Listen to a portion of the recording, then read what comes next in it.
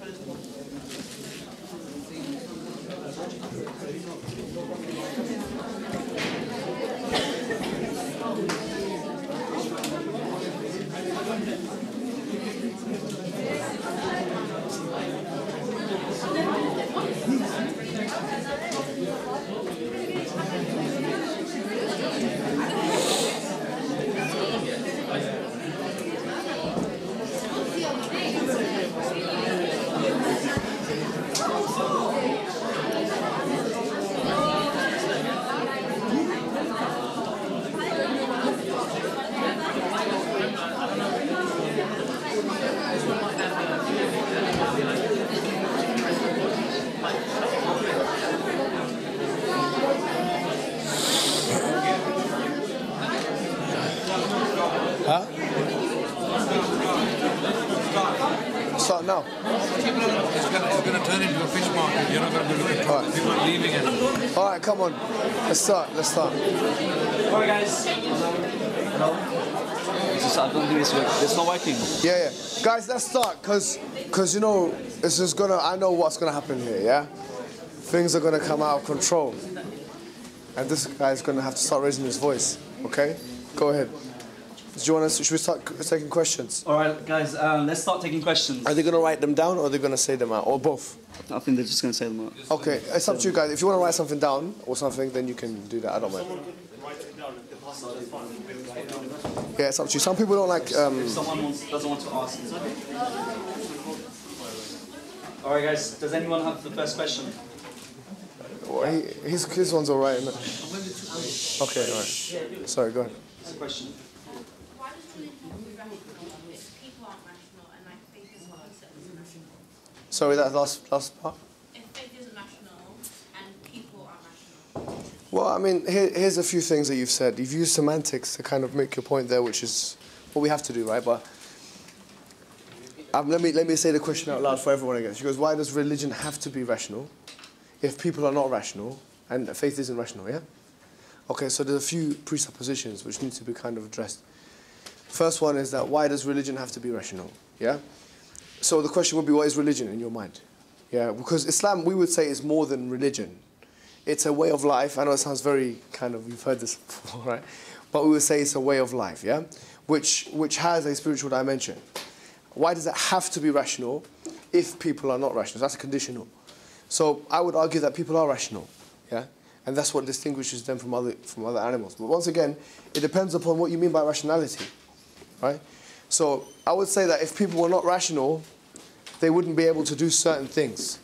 Formal logic, they wouldn't be able to do mathematics, they wouldn't be able to do lots of things, which they do. And I'm sure this university is a testimony to that, and that's why you've come to university.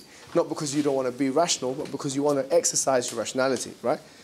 So I don't subscribe to that second portion of what you said, that if people are not rational. I would say that actually people are rational. There is evidence to suggest that people are able or capable of dealing with things which require, what in the vernacular sense is referred to as rationality, which is things like, once again, formal logic and mathematics, etc. And if faith isn't rational. Once again, faith, what does faith mean? In the Islamic sense, iman comes from the Arabic root word amn, which literally means security and a sense of being secure. Yeah? Iman is what is referred to or translated into faith. However, faith usually in the dictionary, if you look at an Oxford dictionary, will say believing in something without evidence or something like that, which goes contrary to what we've just discussed. So from that perspective, using the word faith in that vernacular sense wouldn't suit the Islamic thesis. Might be clever for a Christian to say that or use it, or actually very handy for them because it will explain why Christianity or Trinitarianism is irrational. We say, well, we don't need rationality. That makes sense from that angle. But for a Muslim, we would say that actually we do have evidence, we are rational, and our religion is rationalizable. So that's how we would put it. All right, any other questions? Yeah. So as a Muslim, my belief in God really comes from through a process of elimination, whereby it makes more sense than anything else. But there's still a fundamental idea in Islam that I can't to grips with, which is the concept, the idea of hell, and how you can justify hell, how that can be consistent with the idea that God's not all merciful or all powerful. But I've asked this question a lot, I've never had a satisfactory answer. Well, I guess, I mean, what people think is that, let me agree to your presupposition for the sake of argument, yeah? Let us agree that hell cannot exist if God is merciful. Let's agree with that fundamental presupposition. Then the question would be, is that all God is, though? Is God essentially and fundamentally only, exclusively merciful? And then I would ask the question, how would you determine what mercy is? What is mercy? What is compassion? So your only explanation of mercy would be confined to your experiential or knowledge reasoning, your life, basically. What you've deemed as mercy. And that could be through primary, secondary socialization. It could be through being told that X is merciful or compassionate and Y isn't. So once again, even if we just agree, for the sake of argument, right, that mercy is, according to you, incompatible with a hellfire, I would say, what is mercy? And how could you come away from describing mercy without giving me a socially constructed idea of what mercy constitutes in the world that you live in? However, I would add to that God is not just merciful, He's just. And from an Islamic perspective, all of those moral dilemmas that are posed to us would be easily refutable with one sentence. We would say on atheism, naturalism, or materialism, there is no such thing as an objective morality. There isn't. You cannot construct an objective morality. So whatever your preconceived socialized idea of what mercy constitutes, or why this is not compatible with mercy, are exactly that. They are socialized, they are socially constructed, and then socialized. People are socialized with those ideas. So you cannot make an intellectual, rational case with it. You can make an emotional argument, and you can make a very powerful social argument. But you cannot make an intellectual or rationalizable argument. You can't use logic with that. You can only say that this is, according to us and our standards, according to how I've been socialized, not merciful. Because why? How could we allow human beings to be burned and this thing? So fine. Another thing you need to understand is, from an Islamic perspective, how we conceptualize shirk. And I've done this before with someone in Speaker's Corner, and I think it was quite effective. So let me just reiterate it. I think a lot of people don't understand how hell works because, or why it exists even, because they don't understand the severity of what we consider as Muslims the most severe crime, which is shirk. They don't understand that. Because for them, if I ask people in the streets, what is the worst thing anyone can do? Say, raping a baby, this, that, all these things. And we're saying, okay, fine.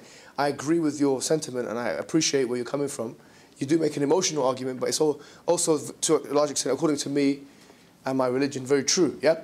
But I would say at the same time, how do you add value to something? In other words, how is it that the baby in your mind has now intrinsic value? How does that have intrinsic value? Why does that have intrinsic value? On materialism, it doesn't have intrinsic value. You cannot add objective intrinsic value. You can say subjectively that this is my idea of value. Why is it that killing or raping a baby is any worse or any better than killing or raping a rat, or maybe you can't rape a rat, but you know, a cow or something like that? Yeah? Why is it worse? What makes it worse, right? On naturalism or materialism, on atheism. Objectively, you can't say it's worse. Subjectively, you can make an argument, a social argument, an emotional argument, I understand. But objectively, you can't, yeah? So I would say to you that our conceptualization of the value problem, as it's called in philosophy, is this. We would say that value exists with Allah subhanahu wa ta'ala. That because He is the most valuable in terms of He has unlimited value, right? In other words, you cannot quantify Allah subhanahu wa ta'ala in terms of, you can't say He is this much, yeah, of anything. Because we would say that He is infinite in His power, His wisdom, His mercy, etc. Therefore, doing that which is in non-compliance with Him constitutes the most severe sin. If you do something which is non-compliant, in other words, giving rights, and this is the fundamental idea of shirk, giving rights, the rights of Allah subhanahu wa ta'ala, to His creator, this cause, to any other deity, any other entity, constitutes the most egregious sin of human beings. And then, below that, is what He told us has got the most hurma or sanctity. So then it would be human beings and then animals, and then it would follow in that perspective, from that way. So we were able to derive an objective morality through religion, from that perspective. And that's why we will say that hell is very, very, very scary and very dangerous and very dangerous. It's very bad. Yeah, it looks, I mean, the descriptions of it, it's not a merciful place, yeah? But we will say that it's an appropriate place for some people to exist in, considering those circumstances that I've just described, yeah? And for you to understand this, you really do have to take yourself out of the social circle of basically this materialistic worldview, yeah? I don't know if that answers your question, but if not, then we can speak after, okay? Feel free to ask. If you want to add, follow-up do you want questions. a probing question? As in, so what you're saying is rationally you can't infer Islam. Like you Can you say that? like, because you're almost saying that rationality doesn't really, it's subjective. No, let me say that. An inference is conclusion based on evidence. I didn't I didn't talk about inference in my discussion. But what I struggle with is is the concept of creation. Yeah. And like how you can create someone and still put them in eternal damnation. I think your question now has become a little bit different. So you're saying, so now predeterminism has come into it. So how could you predetermine hell for someone that you know will go? Is that the question? Yeah. Yeah? Okay. You know, I've got a new way of answering this question. So let me try it out here in LSE, right? With the people. I've tried this with Ali Dawa. I've tried this with a few people. Question is, how could it be the case, right? If God knows where we're going to be, and He even created our destiny, how could it be that He sends us to hell on that, based on that, yeah? So I thought about this, and I'm not into analogies. Any analogy is going to be basically deficient. But let me try my best anyways. There is an Arabic poetry that I listened to one time describing the answer to this question, which I found really powerful. It says, وَمِنْ عَجَائِبِ الجَّبَّارِ أَنْ يَجْبُرُ الْعِبَادِ بِالِاخْتِيَارِ. And it's from the wonders of the compeller that he is able to compel the creation into being, into having choice. Okay? Because this question of, okay, is it determinism or free will? So, okay, how do you explain this in an analogy that could potentially make sense? One time, I was in school, and I saw some robots. You know, they're dealing with robots. They had this kind of thing that they're dealing with robots, and I was thinking, right? Thinking maybe I can use this to explain because it makes sense, yeah. And if it doesn't make sense, guys, you can tell me. I don't mind, yeah. Let me tell you. So what it is just imagine that we have a robot. You know, artificial intelligence is catching up to us, yeah?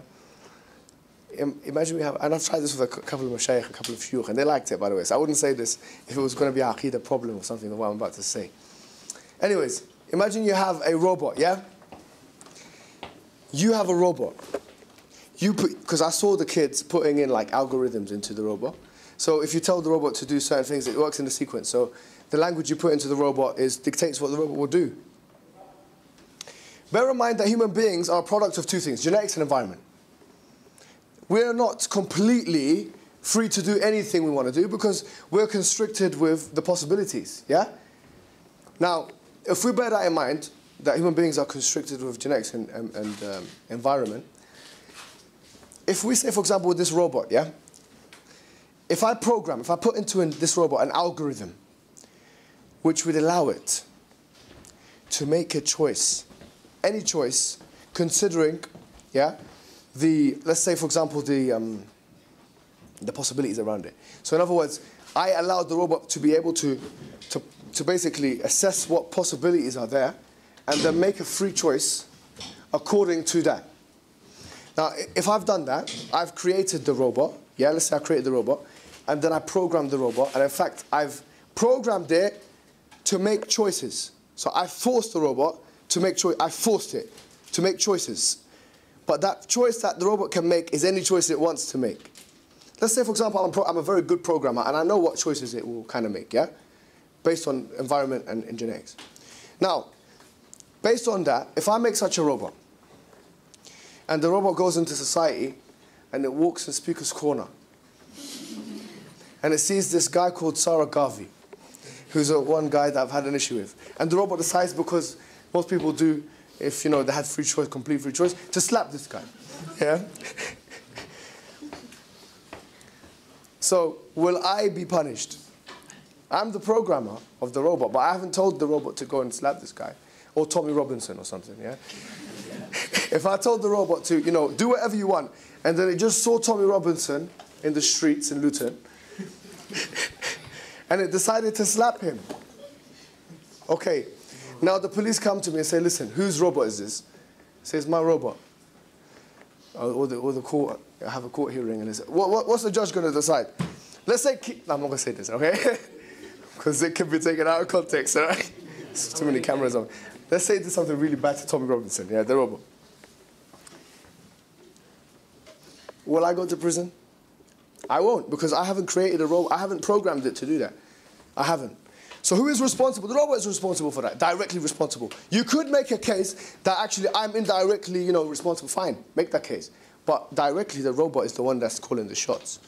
Yeah, he's the one, or that robot, that thing is doing it. So this is for me a way to reconcile predeterminism and free will. I think that we are predetermined in that sense, in the sense that we have been conditioned to make choices. And we have been forced to make choices. And our choices are basically our choices. They are our choices. Like the robot's choice in that analogy would be its choices. And that Allah subhanahu wa ta'ala in the reality actually has created everything, and he's indirect. He's created everything indirectly. Yeah? So the same thing applies with the robot. Makes sense? So you still agree that... Wait, hold on. Ali Dawa wants to ask a question. No, I think this might help you with it. Yeah, go on, Ali, go on. So, I'll ask you a question. Does Allah want us to go hellfire by default? No, so that's a good question. So Allah, yeah. Because it will answer, because does Allah want us to go to hellfire by default? Yeah. If not, what things has He told us to avoid it? Yeah. There is irada kawniyya, irada shar'iyya and stuff. What does Allah want? So irada kawniyya is what Allah has allowed to happen, and which goes back to my question. Irada shar'iyya it goes back to, okay, well, we've given human being agency. Okay, let him do whatever he wants to do, and whatever he does, he'll be responsible for it. But he doesn't. Allah doesn't want, in a shara'i way, or in a kawni way, yeah, for us to go to hell. Obviously, He says that in the Quran. Did you want to say anything? So you still agree that God's created the condition which He knows people go to hell? Yeah, in that sense, He knows. But knowledge, okay, you have to understand here, if I know something, it doesn't mean I am responsible for it. It doesn't. It really doesn't. If I know something, it doesn't contradict responsibility. If I know something, it doesn't contradict it. I want to know how, on a logical basis, on a purely logical basis, how pre-knowledge of something, yeah, entails responsibility. You created it in the first place. Yeah, but that doesn't... Tell me on a logical level how pre-knowledge of something entails responsibility. Okay, if I'm doing it directly, there's a case. But when we talk about that whole scenario I've talked to you about, which is that the robot is doing things directly, and that God is doing things indirectly, in the way that we've talked about in the robot analogy, then it's different. But I've never understood the objection to this. I really haven't. I've never got it. I don't understand why people think this is a problem. I can see on the face of it, it does seem problematic, but I've never got it. I've never understood really why is it such a difficult thing for people to understand. But, yeah, anything else? Can you mention that verse? Allah said about, you were going to mention a minute ago. Which one? Allah says, why would I punish you? I can't remember. Can't remember it. Who remembers it? Where's the Qari? Allah says in the Quran, what will I get out of punishment? Yeah, who remembers the verse? I can't remember it. No, that's what Allah says. So basically... Over you trying to grow me up in here. No. You're meant to be on my team. It's a good analogy, what you said. But maybe just for the brother. If you want, we can do this after. Because I don't want to... Yeah. If that has the answer to that after. Ali Dawa will deal with you, inshallah, after. We'll come and eat and have something or something. I like you, brother. I like it, mashallah. We'll talk about it after. Yeah? Anything else? Anything else, guys? Yes? Yeah. So if you have an adult and you see a child drowning, for example, and the adult knows that if he doesn't help, the child will drown, is that adult not responsible for the child drowning, even though he can help the child? Say again? Okay, so you have a child drowning, right? Yeah. You have an adult passing by. And he knows that if he doesn't help that child, the child Yeah, okay. So how would you define responsibility? Well, depending on the relationship, right? Yeah, okay. So in your example there, Does the parent that's fine. I want to ask what your definition of responsibility is. responsibility? Yeah. Okay. The awareness that unless you take steps, I actually don't know how to take responsibility. Well, that's why semantics sometimes plays a big part in posing a question like that. Yeah? How would you define it? Well, look, the dictionary definition of responsibility, I don't know. Yeah, that's why if someone brings it out, yeah, I don't know. Okay, if we in a vernacular sense, I don't know. Because if you say that, okay, responsibility, because on a philosophical level, there is a discussion of that if you don't do something, to what extent are you responsible for it? So, because if you use your principle and extend it to the most rationalizable possibility, I'll say to you, if you don't give charity now, yeah, someone in Africa is going to die. Are you responsible for his death? Well, that's a different connection. No, it's the same thing. No. But it's just expanded. No. Because what you've done there, you said, okay, so say you've got someone, adult is there, kid is drowning, yeah? I can see the kid. All right.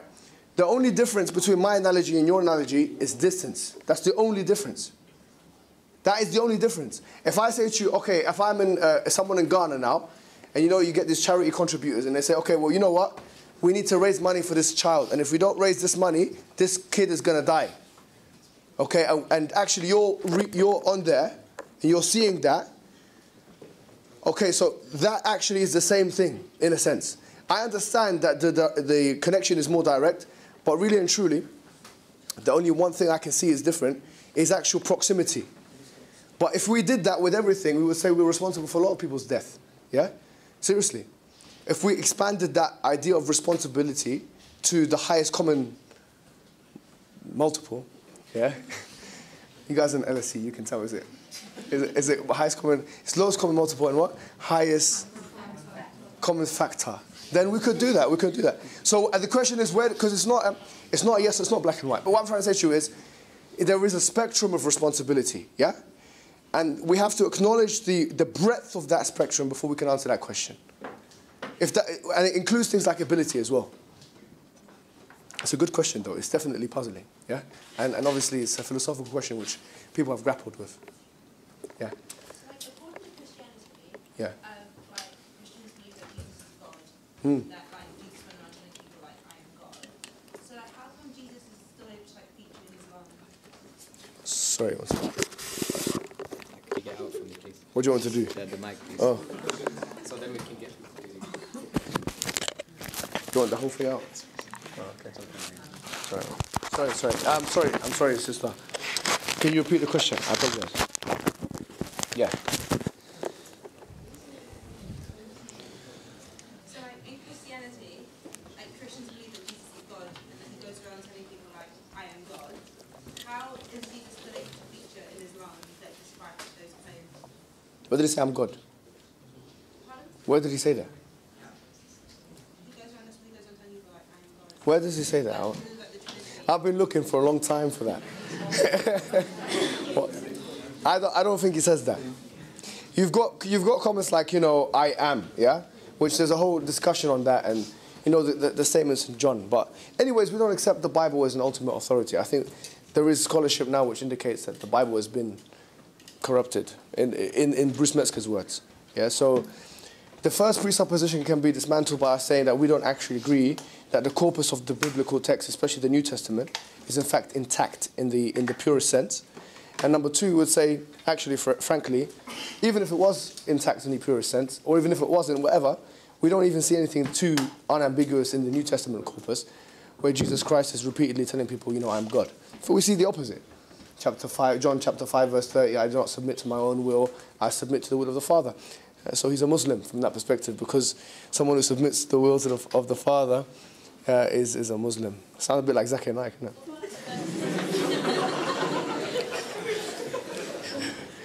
Sorry, go ahead. What about, like, all the other stuff? So, like, the virgin birth, and, like, the angels coming down to announce, like... That's very beautiful, because the Quran has a direct answer to that, so I don't have to bother myself too much with this. Intellectually, I mean. Obviously, I'm not bothered talking to you. I'm saying, in chapter 3, verse 59, it says, إن مثل عيسى عند الله كمثل آدم خلقه من تراب ثم قال له كن فيكون. Certainly, the similitude of Jesus is like that of Adam. He created him from dust and he said, be, and he was. So the Quranic argument is that if you're saying that Jesus is God or the Son of God because he was born of a virgin and he didn't have a father, then that would entitle Adam to a similar position, because actually he didn't have a mother or a father. Yeah. Obviously, in Matthew it says, "Blessed be the peacemakers, for they shall be called the sons of God." So it depends on, once again, it's a semantical issue, because what do we mean by son of God, anyways? The Creed of Nicaea tells us very explicitly it's begotten, not made, and he's from the substance of God. But what does that actually entail? I mean, what are we talking about here? Do you see what I mean? So once again, this goes into a logical problem, because if we say he is a God, then is God, the Father is God, the Holy Spirit is God, but there's one God. It's difficult. You have to dump rationality. And if you're happy to do that for your religion, then I would say you should do that with everything, because religion is the most important thing. Yeah? So if you want to dump rationality for religion, dump it for school as well, for university. So next time you sit an exam, just leave rationality at the side. Just write whatever you want. Okay? Anyways. I've got a few questions. Guys, if you want to write any questions down and pass it to the front, feel free. So my question is that you referred to various arguments for the existence of God.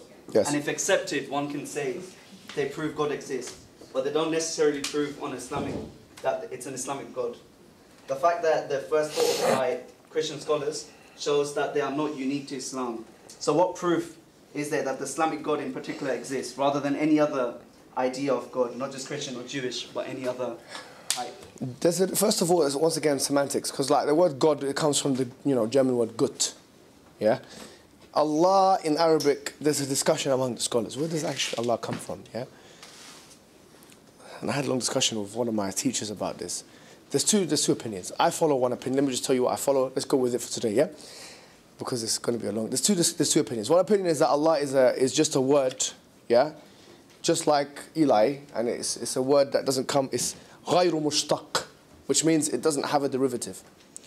And another opinion is Sibawayh's opinion. Sibawayh is probably one of the heaviest, strongest Arab grammarians, he's not an Arab. But by the way, most Arab grammarians are not Arabs.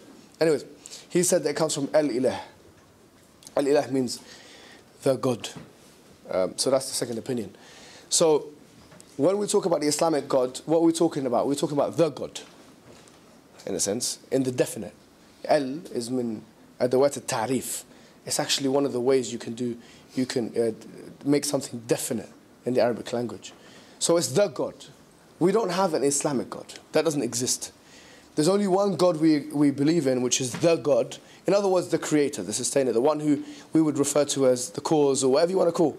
Yeah, but the God. Yeah, in other words, and this is another thing, an ilah is that which is worthy of worship. Is that which is worshipped.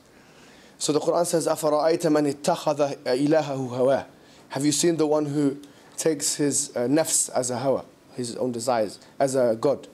So you can have, and the hadith of the Prophet, تعس عبد الدرهم والدرهم دينار والدرهم دينار والدرهم, yeah? So, woe to or curse be to the abd, the slave of the dinar and the dirham. Dinar means is the currency, because people worship money in that sense. So from that perspective, what is the question amounting to? It really amounts to a semantical question. So what God do you believe in? We've already described the God that we believe in. We believe in the God that initiated everything, that caused everything. There is no such thing as an Islamic God. There is the God, which is worthy of worship, which we define as the one who's the maintainer, the sustainer, etc. of the universe. And all of those other things that are worshipped are gods which are not worthy of worship. For example, Jesus, right? He's a human being who is not worthy of worship. Yeah? I mean, really, do you know what I find funny nowadays, yeah? I find funny these people that, like, we encounter them in Speaker's Corner, don't we? I mean, these people now that, like, they have a thing with Arabs. You know, they don't like Arab people. I don't know why. Maybe they're trying to make me angry or something, yeah? But then it's the same people, a lot of them are Christians. I'm not going to lie to you, and you'll see who they are if you follow us.